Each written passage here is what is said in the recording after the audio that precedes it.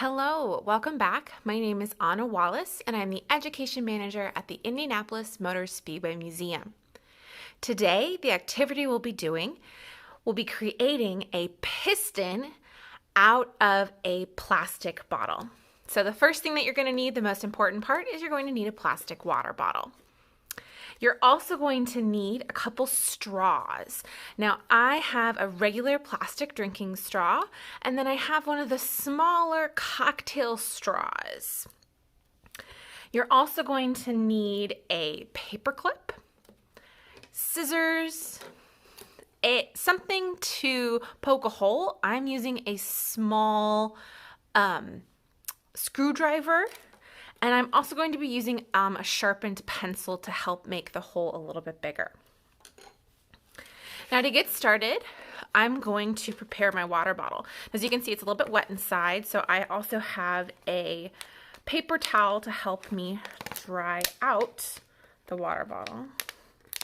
I want to take off the label. It's not cooperating with me.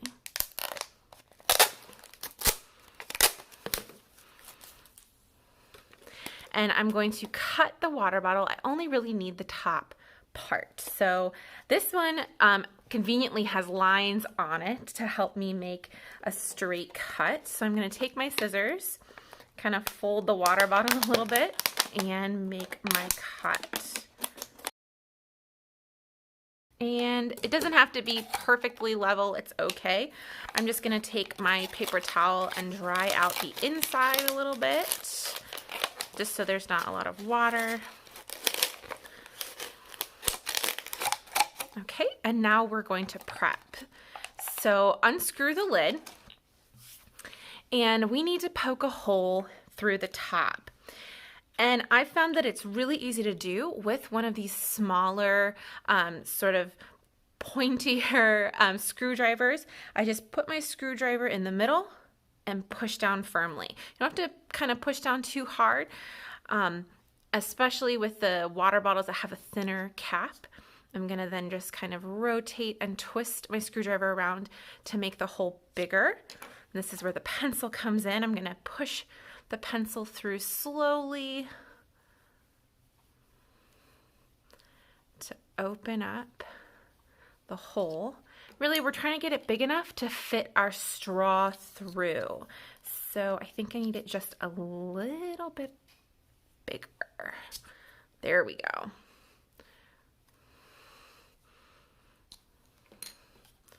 I'm gonna put my straw through. It should be a snug fit so that it doesn't move around. So I'm gonna thread my straw through so that it's just sticking out the bottom, and then cut it so that a little bit more is sticking out the top. All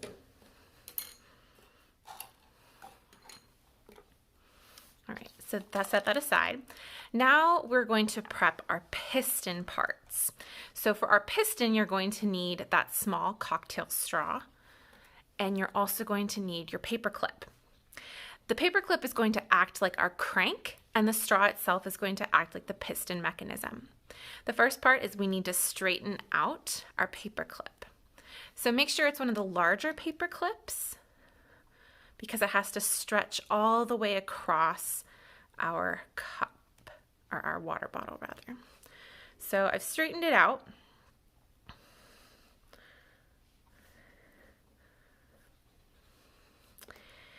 And we need to make a couple kinks in our crank. So we're going to need to make, if we start on the left side, I'm going to fold it up. And then about the width of my thumb, I'm going to then make another fold. So I folded it up once and then over to the right once.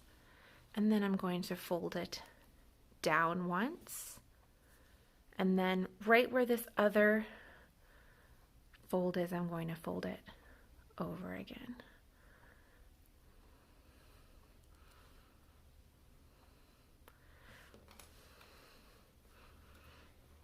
lay it out. One side might be a little bit longer than the others, and that's okay. We're going to leave it like this for the moment.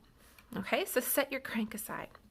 Next, we're going to prep our smaller cocktail straw. We have to poke a hole, and then we also have to cut it. So I'm going to use my sharp screwdriver again, just to start the holes.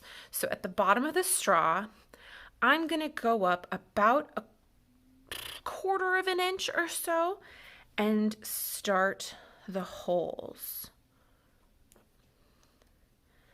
And really, I'm just making a very small divot so that I can start to thread my paper clip through. And then straight across. Your paper clip should be sharp enough to pierce the other side.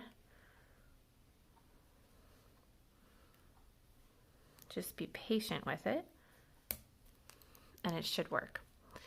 Now I'm going to kind of thread it back and forth and wiggle it around so that it is moving kind of freely and is able to fully turn around the cocktail straw. Next, I'm going to make one cut, a very small cut, about a 1/2 inch up from where the crank is. So going about a 1/2 inch up, I'm going to cut almost all the way through the straw, but not all the way through. So there's going to be just a little bit left of the straw holding it together.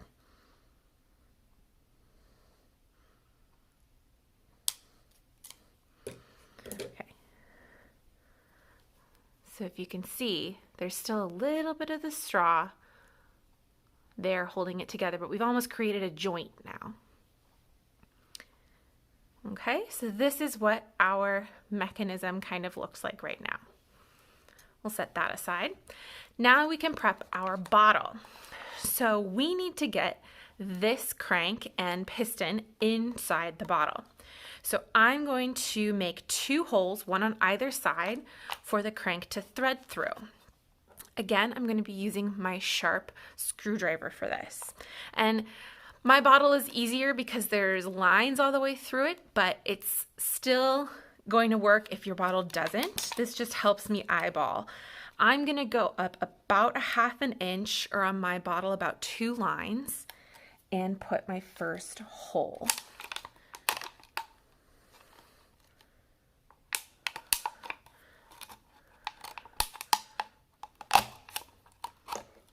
So I put my first hole in.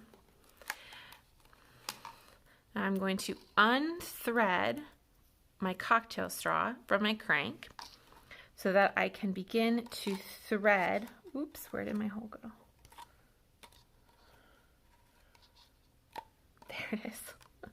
Lost it for a second. So I can thread my crank in.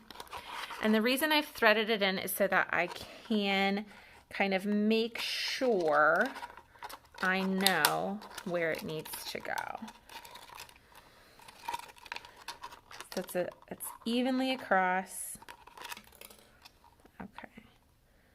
And I'm eyeballing. Okay. So now our crank fits into our bottle. I'm going to put the piston assembly together. So I'm going to screw my cap back on, unthread the crank a little bit, put the straw back onto the crank into the middle. And this is why we needed 2 sizes of straws. You need to make sure that the cocktail straw goes through the other straw in the base. And then thread both ends of your crank through the holes. Now, the side that's a little bit longer, because there might be one, or you can just pick a side, I'm actually going to make a little handle for my crank. So I'm gonna folded up just so it's easier for me to crank. And this is the action we're looking for. So as the crank turns, the straw goes up and down. And this is a very simple representation of a piston in an engine, in a combustion engine. And combustion engines simply are energy transfers. So in a four-stroke engine process, there's the intake. That's the first step, where the piston is pulled down by the crank or crankshaft. And inside the cylinder, there's an intake valve that lets in air and fuel. And then compression takes place, where the intake valve closes, the piston moves up into the cylinder, and it compresses the air and the fuel mixture inside. And this makes the mixture much more flammable, this compression. Then the power, as the piston reaches the top of the cylinder, the spark plug that sits at the top ignites the air and fuel mixture. So there's a mini explosion from the combusting fuel that creates heat and gas energy, which then pushes the piston down. So that explosion pushes that piston down, and it then releases all of that energy into powering the crankshaft. The exhaust valve then opens as the piston is moved back down the cylinder, and it pushes out the waste gas out of the cylinder. And then the process starts all over again. Now, in a typical vehicle, they have a minimum of 4 cylinders. So 4 cylinders, 4 pistons. And because of the process of a 4-stroke engine, the crankshaft is only being powered during 1 stage out of 4. So when that explosion happens, that's when the energy is transferred down the piston into the crankshaft. A vehicle needs multiple cylinders to ensure that the crankshaft is properly powered at all stages. So the cylinders are timed so that at least 1 cylinder is at one of the stages. So I have another piston here, and basically when 1 piston is down, at least 1 is fully up. And you can see, so if I had more than 2 hands, I could probably crank these at different times so that one of them was always down, one of them was always up. If you can imagine, I have 2 more, you can have the whole process of an engine. If you have a couple friends that have some extra hands that would like to do this project with you, you can definitely have a 4-cylinder engine and see the entire 4-stroke process. But this is a really simple way of showing how the crankshaft and the piston kind of work together in that transfer of energy and that whole process inside of a combustion engine. I'm really happy that you took the time to follow along with me today. I hope that you enjoyed this activity. And if you would like to show me your version of your piston and crankshaft mechanism, please tag us on Facebook, Instagram, or Twitter with the hashtag CraftWithIMSM at IMS Museum. I want to give a big shout out to Group 1001 for supporting these videos, and thank you so much for following along. We hope to see you again soon.